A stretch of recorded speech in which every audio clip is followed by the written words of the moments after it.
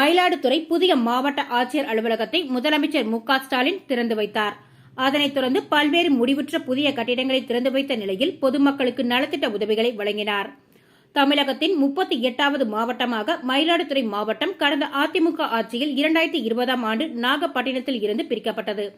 அதன் பின்பு பொறுப்பேற்ற திமுக அரசு மயிலாடுதுறை மாவட்டத்தின் வளர்ச்சிக்காக பல்வேறு திட்டப்பணிகளை துவங்கி செய்து வருகிறது. அதன் ஒரு பகுதியாக கடந்த 2021ஆம் ஆண்டு மயிலாடுதுறை அருகே மன்னம்பந்தல் ஊராட்சியில் பால் பண்ணை பகுதியில் ரூபாய் 114.48 கோடி ரூபாய் மதிப்பீட்டில் புதிய மாவட்ட ஆட்சியர் அலுவலகம் கட்டுவதற்கான கட்டுமான பணிகள் அடிக்கல் நாட்டப்பட்டது. கிட்டத்தட்ட 2.5 வருடங்களுக்கு பிறகு புதிய மாவட்ட ஆட்சியர் அலுவலக கட்டுமான பணிகள் ஆனது நிறைவு பெற்றுள்ளது.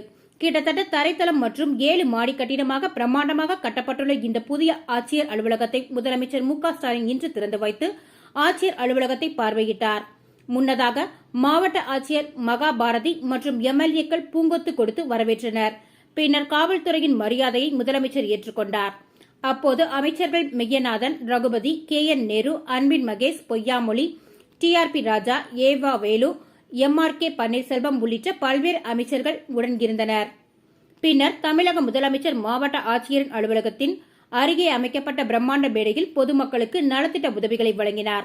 மயிலாடுதுறை, நாகை, திருவாரூர் ஆகிய மாவட்டங்களில் சுமார் ரூபாய் 655.44 கோடி மதிப்பீட்டில் 12,653 பயனாளிகளுக்கு நலத்திட்ட உதவிகளை முதலமைச்சர் கரங்களால் வழங்கினார். முன்னதாக முதலமைச்சருக்கு அமைச்சர் மெய்யநாதன் செங்கோல் வழங்கினார். முதலமைச்சர் வருகையை முன்னிட்டு திருச்சி மெண்டல் ஐ.ஜி. கார்த்திகேயன் தலைமையில் மயிலாடுதுறை மாவட்ட காவல் கண்காணிப்பாளர் மீனா உள்ளிட்ட 6 மாவட்ட காவல் கண்காணிப்பாளர்கள், 8 ஏடிஎஸ்பிக்கள் மற்றும் மயிலாடுதுறை, நாகை, திருவாரூர், திருச்சி, புதுக்கோட்டை உள்ளிட்ட 9 மாவட்டங்களைச் சேர்ந்த 1745 போலீசார் பாதுகாப்பு பணியில் ஈடுபட்டனர். மேலும் மாவட்டம் முழுவதும் பலத்த போலீஸ் பாதுகாப்பு போடப்பட்டது.